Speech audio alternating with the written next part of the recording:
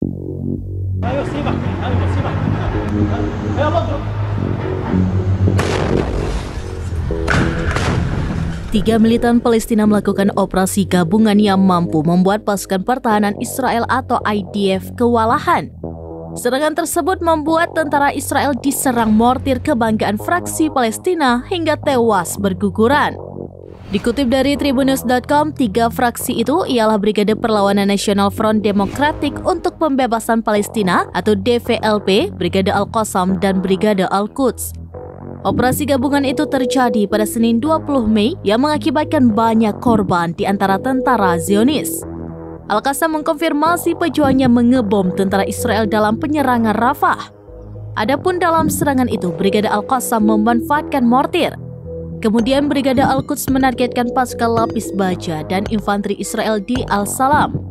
Dalam serangan itu, Al-Quds menggunakan peluru mortir kaliber yang berbeda ukuran 60 mm. Mortir itu mengarah ke posisi Israel hingga membuat tentara Zionis tewas di Al-Salam. Serangan juga dilakukan oleh DVLP yang meluncurkan roket 107 mm ke tentara Israel yang sedang memarkir kendaraan lapis baja di sebelah timur. Situasi ini dilaporkan membingungkan pasukan Israel yang kesulitan membagi pasukan untuk menghadapi serangan milisi perlawanan.